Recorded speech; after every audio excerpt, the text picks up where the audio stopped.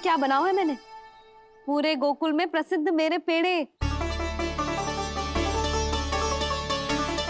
चलो लो। यशोदा, ये तो बहुत सारे हैं। हाँ जशोदा जी, इतने सारे तो मैं भी ना खा पाऊं। क्यों दृष्टि लगा रही हो सुलक्षणा? बढ़ती आयु के बालक हैं, खाने दो इन्हें। तुम सब कछु मत सुनना, जी भर के खाओ। देखा ना?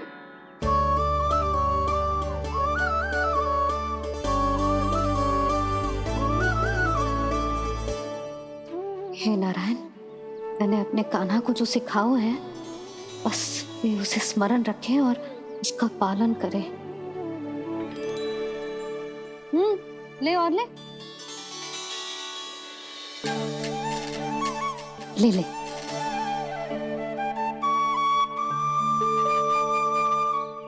आज तो एक के बाद एक पेड़ मिल रहे हैं, वो भी बिना रोक टोक के।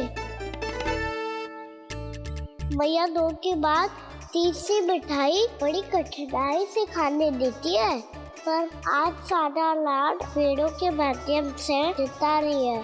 कछु तो रहस्य है।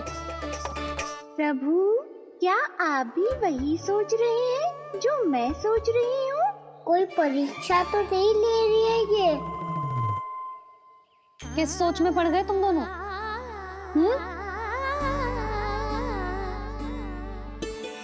खाओ ना। जब तक पेट और मन दोनों ना भर जाए तब तक खाओ। बस यशोदा, इतना पर्याप्त है। अरे ना जिज्जी, घर के शुद्ध मावा और गुड़ के बने, कितना भी खा ले कोई हानि ना होगी। लो और लो।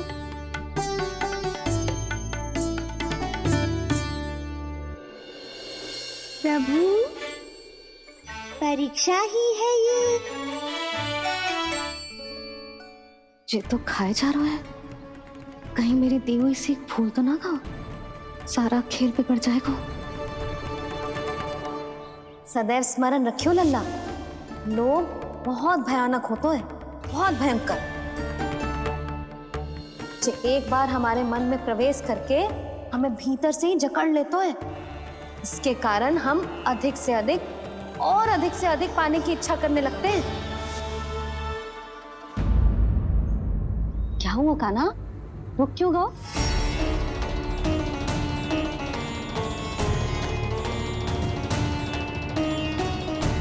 आपने तो सिखाया था मैया, जितनी आवश्यकता हो उतना ही लेना चाहिए, लोभ कभी ना करना चाहिए। बहुत बुरा राक्षस है लोभ।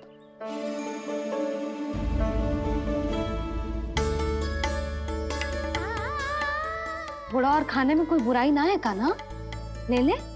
ना मैया, लो मैं अधिक खाऊंगा तो फिर पेट पकड़ के बैठना पड़ेगा।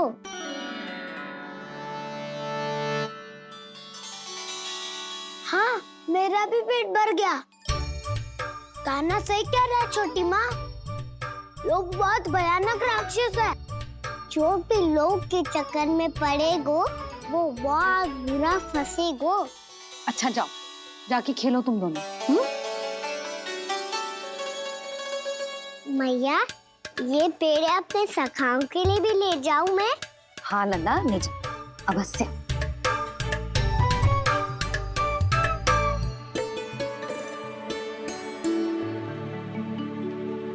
देखो, जो बात इन नन्हे से बालकों को भी समझ में आ रही है, वो तुम सबकी समझ क्यों ना आ रही?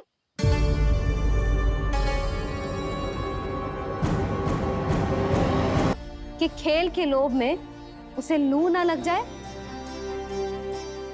हाँ, और पुराण पढ़ना तो अच्छी बात है ना।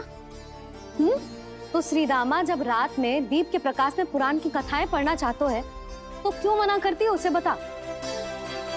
ताकि कथाओं के लोभ में उसकी दृष्टि खराब ना हो जाए जीजी। तो इसका अर्थ तो यही है ना कि लोभ चाहे पेड़ों का हो, चाहे पुराण की कथाओं का हो, या फिर अधिक धन अर्जित करने का हो, लोभ सदैव हानिकारक ही होता है। जे बात तुम ही सब ना समझोगी तो अपने बालकों को कैसे समझाओगी? बोलो।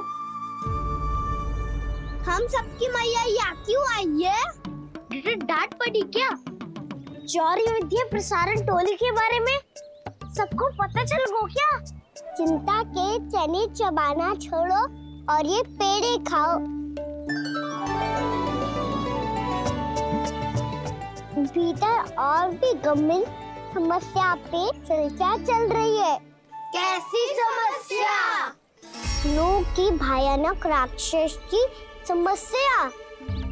व्यापारी जी, नंद जी ने कल सभा बुलाई थी और आज रानी यशोदा जी ने सारी स्त्रियों को अपने घर पे बुलाया है। तो आपको नहीं लगता कि हमें कुछ करना चाहिए? करना तो चाहिए गुप्तचर। सबसे पहले हमें हाट जाकर गोकुल वासियों की प्रतीक्षा करनी चाहिए। सूर्यास्त से पहले वो सारे मूर्ख वहां आने वाले हैं, मेरे सामने नारायण के नाम का प्रण लेने। उन्हें चाहे कोई भी कितना भी समझा ले बुझा ले, उससे कोई अंतर नहीं पड़ेगा गुप्तचर। हमारा वास्तविक धन क्या है? दूध, घी, दही, माखन, यही ना? हाँ, तो श्री नारायण की कृपा से तो हमारे पास इसकी कोई कमी ही ना है। तो हम सब तो पहले से ही धनवान हुए ना। तो फिर जे गोधन अपने परिवार और संतान में बांटने के बाद जो भी बचतो है वो तो हाट पे बिखी जातो है ना। तो फिर मथुरा के किसी अपरिचित व्यापारी के साथ माथा फोड़ने की क्या आवश्यकता है? जशोदा जी, हम आपकी और नंदराज की चिंता समझते, पर इसकी कोई आवश्यकता ना है। कुछ उल्टा सीधा नहीं करेंगे हम। विश्वास रखो जशोदा, हम जो कुछ करेंगे समझदारी से करेंगे। लोभ में आके कोई निर्णय नहीं लेंगे हम लोग, है ना? हाँ। अच्छा, अब चलती हूँ। बुलावे की सूचना पाके सब कार्य ऐसे ही छोड़कर आ गई थी।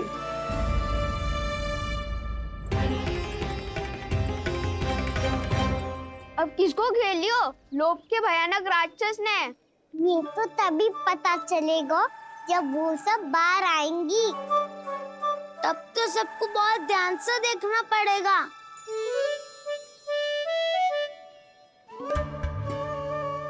देखना तो पड़ेगा दाऊ, तभी तो पता चलेगा माखन चुराने किसके यहाँ जाना है। नाना,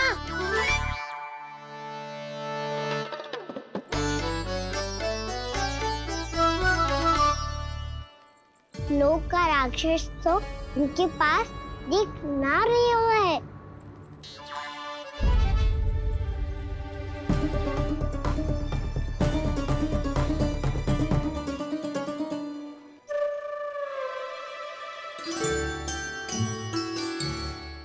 नारायण का बहुत बहुत धन्यवाद।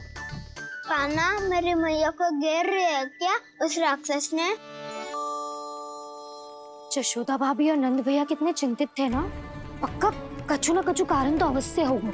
हाँ, मुझे भी सच लग रहा है कि धनवान बनने के चक्कर में मैं तनिक ज्यादा ही लोभ में पड़ गई थी। नहीं, बस गए। और मेरी मैया दादी, उनका क्या गाना? बहू, सुलक्षणा की जैसे ढेर सारा धन कमाने के चक्कर में लोभ में तो ना आ रहे ना हम। हे नारायण, बहुत कृपा है आपकी। लगता है लोभ का राक्षस किसी को अपनी चपेट में नहीं ले पाया। लेता भी कैसे दाऊ? मेरी मैया ने जो समझायो है। क्या लगता है यशोदा, इन्हें समझ आया होगा? आशा तो यही है, और अब भी ना समझी तो फिर तो नारायण भी ना समझा सकते। ये संध्या तक भी नहीं रुक पाई।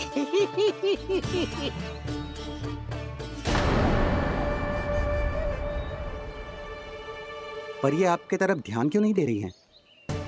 लगता है गोकुल की रानी ने इनको पाठ पढ़ा ही दिया। अब आपको ही कुछ करना होगा व्यापारी जी। करूंगा, अपनी चाल सबसे अंत में चलूंगा, किंतु अभी उनके लिए एक घोषणा ही पर्याप्त होगी। तुमने सबको सूचित तो कर दिया है ना कि सबको अग्रिम धनराशि मिलेगी, वो भी दूध, दही, माखन, घी बेचने के बाद नहीं, वो पहले ही मिला करेगी। वो भी केवल एक दिन की नहीं, पूरे सप्ताह की। मैं बिल्कुल सही कह रही थी। जशोदा जी और नंदराज व्यर्थ ही चिंता कर रहे थे। यदि इन व्यापारी जी के मन में कोई मैल होता तुझे अग्रिम धनराशि थोड़ी ना देते। बात तो तुम सही कह रही हो सुलक्षणा।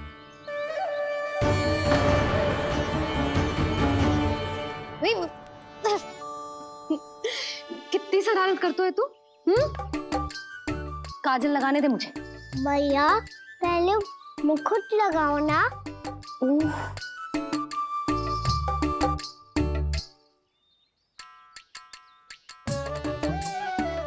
और मेरी मुन्नी। हाँ हाँ रुक जा। ले बस होगा प्रसन्न। भैया मैं ना चाहता मैं ऐसे फिर से भूल जाऊं, नहीं तो कड़ी धूप में इसे लेने वापस लौटना पड़ता है। चल अब बैठ जा। अब मुझे काजल लगाने दे लेना। भैया इतना सारा काजल मत लगाओ, छोटा सा बालक लगता हूँ मैं। आहा, नखरे तो देखो। इतना सज धज के तो तेरे बाबा भी ना जाते बाहर, दृष्टि लग जाएगी नल्ला।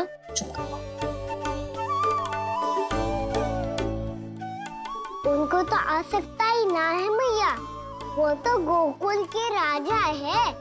वैसे भी मुझे भी कम मत समझो, मैं भी राजा हूँ अपनी टोली का। कौन सी टोली? अपनी। ये क्या कर रहे हैं प्रभु? बता, कौन सी टोली?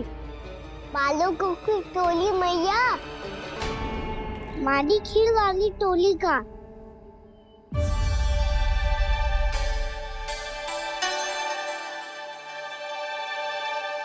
क्या हुआ जी? देखो जी, आप इतनी चिंता मत ही करो। आप गोकुल के राजा हो और जे बालकों की टोली का राजा है, तो मैं भी जसोदा हूँ। मैं कोई कम थोड़ी ना हूँ। मैं भी गोकुल की स्त्रियों की रानी हूँ। मैंने सबको समझाओ है, सब समझ गई हैं। उपनंद भैया से बात करके आ रहा हूँ अभी। पता चलो है कि उस व्यापारी ने अग्रिम राशि का लोभ दिया है सबको। मुझे ना लगता तुम्हारे समझाने का कोई लाभ हो। अभी तो ये सब समझ के गई, बोल के भी गई कि अब उस व्यापारी के फेर में ना फंसेंगी। इतनी शीघ्र पलट गई। इन सब में अपनी बुद्धि ना है क्या? जब कोई विकार मन में बस जाता है ना यशोदा, तो सूझबूझ सब समाप्त हो जाती। तो मुझे ही कच्चू करना पड़ेगा। मैया मैं जाऊं? हाँ तू जा।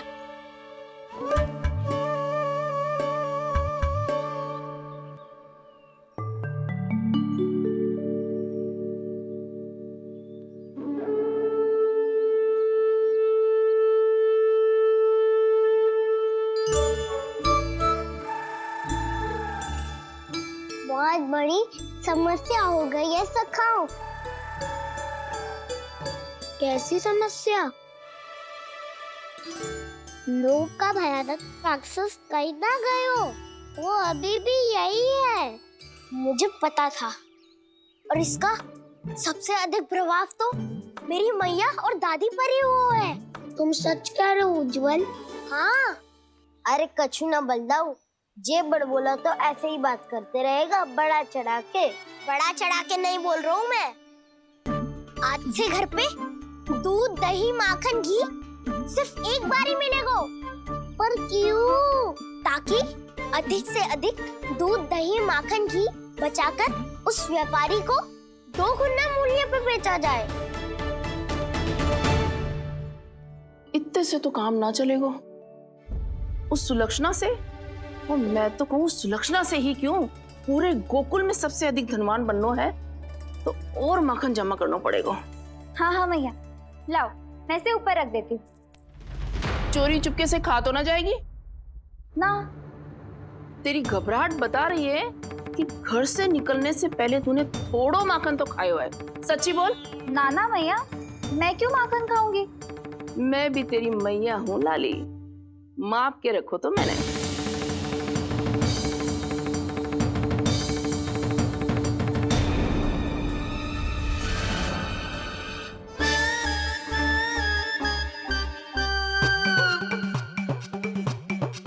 हाय रे, तूने तो सच्ची में माखन खायो है। तनिक भी लज्जा ना आई तुझे? असत्य बोलने से पाप लगता है मैया। और जितनी बार आप माखन नाप रही है, उतनी बार डंडी पे लगा माखन आप स्वयं चाट रही है और दोष मुझ पे दे रही है। वो तो बस मैं इसलिए चाट रही थी कहीं व्यर्थ ना जाए। और तेरी जीभ है कि तीखी मिर्ची। एक तो मैया से बहस करती है और चोरी चुपके स्वयं खा के मैया पे दोष भी डालती है। हे नारायण, कैसी बहू दी है मुझे। जा, दूर हो जा मेरे कक्ष से। और माखन के तो आसपास भी दिखने की आवश्यकता ना है। इस चटोरी को तो कोई भरोसा ना है। माखन को तो सुरक्षित स्थान पर रखना पड़ेगा।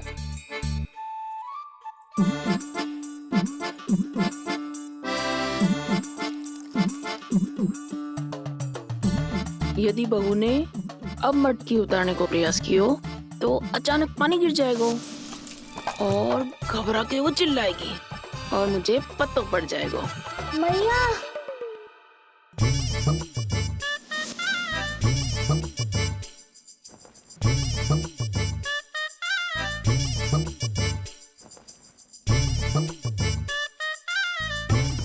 ये माखन तो मैं किसी को छूने भी ना दूंगी, तभी तो बनूंगी धनवान, बहुत धनवान। मैया माखन बेचने कहीं अकेली ना निकल जाए। ये तो पता भी ना चलने देगी कि कितना धन मिलो है। इन्हें अकेली धनवान ना बनने दूंगी मैं भी बनूंगी धनवान, बहुत धनवान। पहले तो जब चाहे तब भरपूर माखन खा सकता था, पर अब दोनों तो ऐसे संभाल के रखती हैं कि जैसे माखन की मटकी ना स्वप्न का कलश हो। मेरे यहाँ भी ऐसा ही हो रहा है। नारायण का बहुत बहुत धन्यवाद।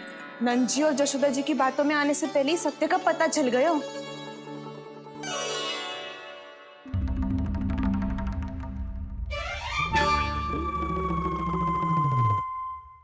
ये इतना सारा माखन। दृष्टि मत लगा। पेट पे पट्टी बांध के रात रात भर भूखा रह के बड़ी कठिनाई से माखन इकट्ठा किया है जे। तो क्या आपने निर्णय ले लियो है कि आप उस व्यापारी को वचन दे दोगी? अरे जब द्वार पे साक्षात लक्ष्मी जी हो तो द्वार बंद ना करते बावली। तू अभी छोटी है। मैं तो कहती हूँ तू भी अपने भविष्य के बारे में अभी से सोचना आरंभ कर दे। कटौती तो मेरे घर पे भी आरंभ हो गई है का ना। वो मैया ने कहा है कि